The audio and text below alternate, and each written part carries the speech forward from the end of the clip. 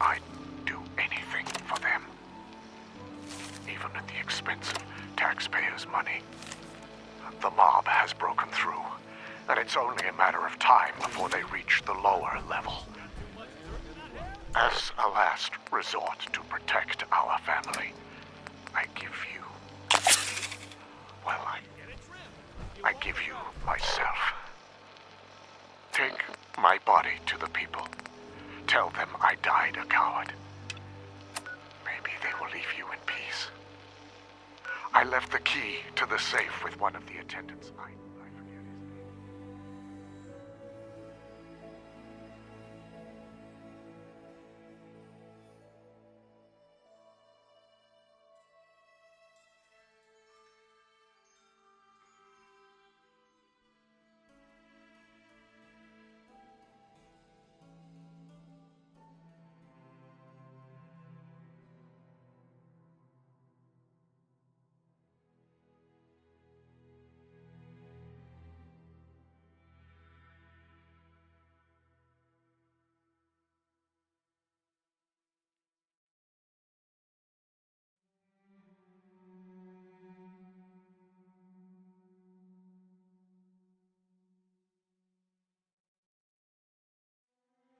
Anyway, goodbye, my darling.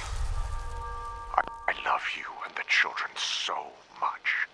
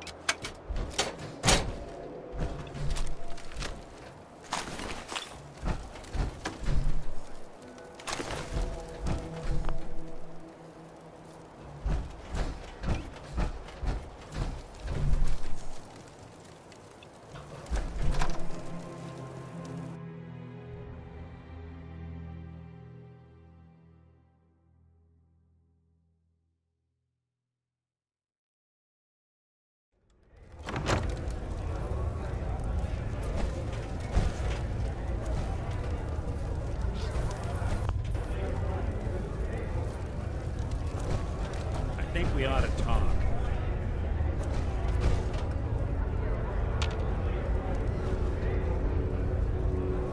What's wrong? Wrong? Oh no, nothing's wrong. We've just been traveling a while now, and I figured there hasn't exactly been equitable distribution of information. Gotten a decent glimpse into your dirty laundry, but you still don't really know a whole heck of a lot about me. I figured I'd offer to balance the board. So, anything you want to know? So who are you, Nick? That's a question I've been trying to figure out myself. A long damn time. I know I'm a synth. Authentic Institute.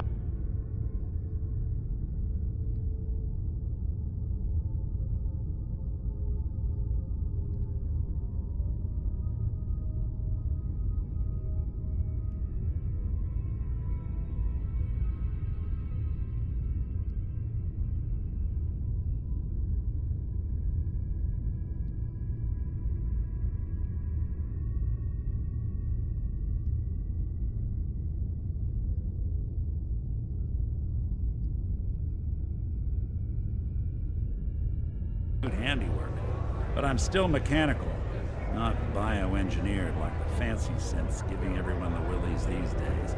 I get tune-ups now instead of checkups. My memories, my personality, they're all lifted from some cop who volunteered for an experiment back before the war. I scanned his brain and copied it onto the hardware that runs between my ears. I don't know why they chose to make a robot based on some pre-war cop instead of a math genius or a bioengineer. Hey, maybe that's why the Institute tossed me in the garbage instead of turning me into one of their people snatchers.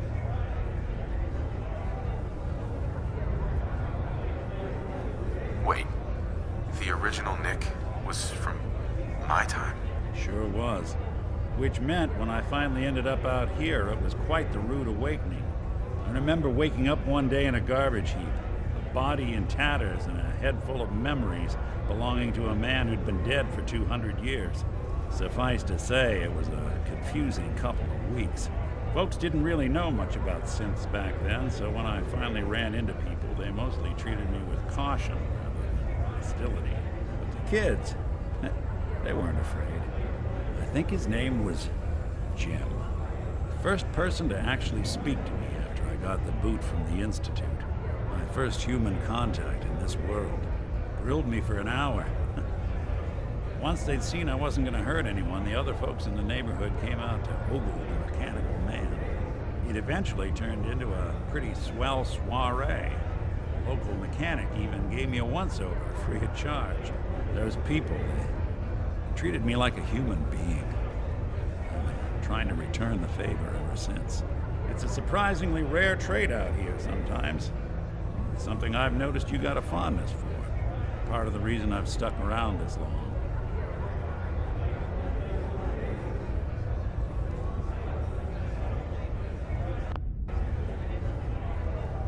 If you're good to people, they'll be good back. It's something I've always believed. Couldn't agree more. Well, I expect you're about as bored as can be listening to me rattle my skeletons. We should probably head out. Hey. Hey. Go ahead. Hey, Valentine. Any chance you got a second now? Of course, Nick. What's up?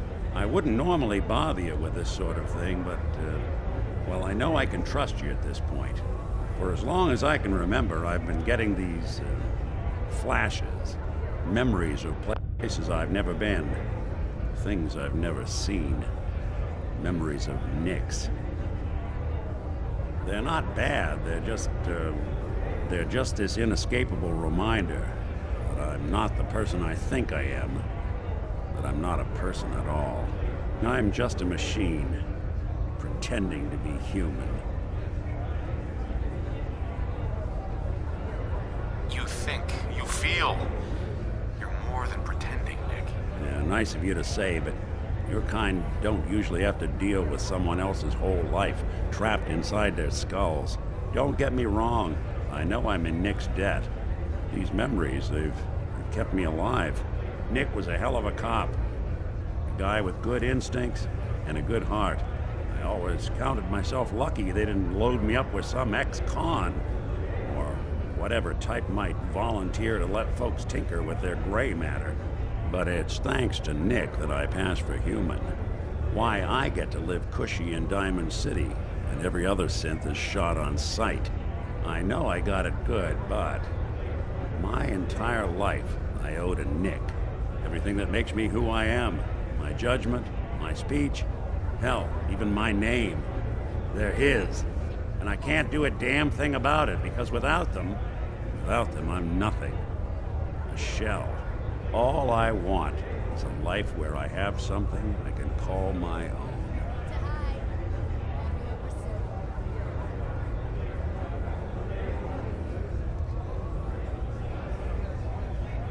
We could give you a new name. Would that help? Ah, I got it. Crumblebot. 3000. Well, I suppose it's the thought that counts. You know, I'm just gonna need some time to think on this. I appreciate you hearing me out. You're a real good friend. Thanks. You know, Oh, there is this chunk of Nick Valentine history I've been hoping to put a bow on for a while now. I could use a hand if you're willing to take a crack at it. Sure thing. What's the case? This one's straight out of the archives. Once upon a time, in the land of Boston, there lived a king of organized crime, Eddie Winter. He was a bad man. He did a lot of bad things, hurt a lot of innocent people. But he knew the end was coming, so he sealed himself inside a personal shelter, located underneath a sub-shop he used as a headquarters. Eddie Winter was from my time. Real scumbag. The story gets even more twisted. The arrogant bastard wanted to cheat death, live forever, so he could come out of that shelter someday into this brave new world. Sound familiar? Only Eddie didn't want to be a frozen banana. No cryo sleep for him, no. He invested his money in some sick, crazy radiation experiment.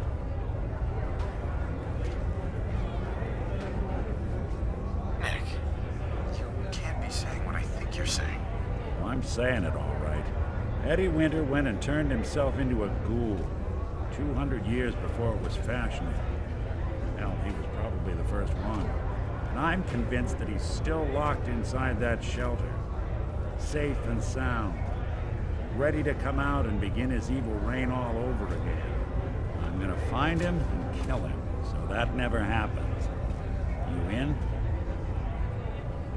All right, Nick. Let's get the bad guy. You're a good man. Now, I know where Winter's vault is. The door is sealed with a complex numerical code. Lucky for us, Winter's arrogance knew no bounds. Back in the day, he recorded 10 holotapes, incriminating different criminal associates. On each one, he hit a single number.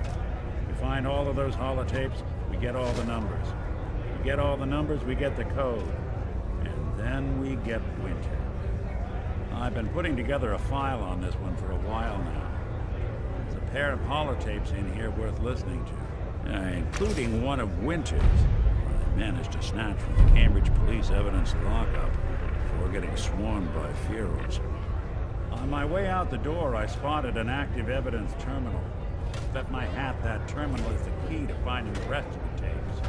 Probably worth revisiting any police departments you may have stumbled across in your travels as well.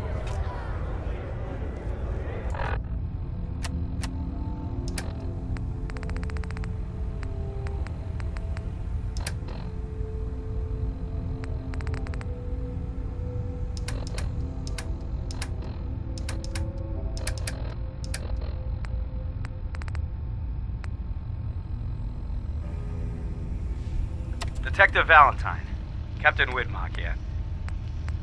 I'd just like to reiterate how excited we here at the Boston Police Department are that you'll be joining our investigation. Commissioner Turner has already regaled me with the tales of your adventures in Chicago. As you know, Edward L. Eddie Winter has been a pox on this beautiful city for nearly 2 decades. Extortion, murder, racketeering, kidnapping, name a crime he's committed.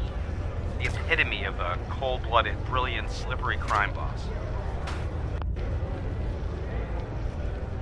Fortunately for us, over the years, Winter has also developed that most self-destructive of character traits.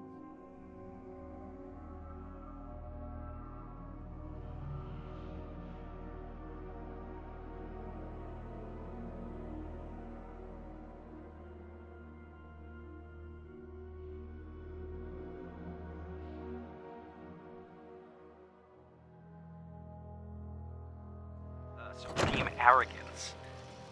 What a waste of a venue. Starting a little over a year ago, Winter stopped coding his correspondences and began communicating entirely via unencrypted holotape.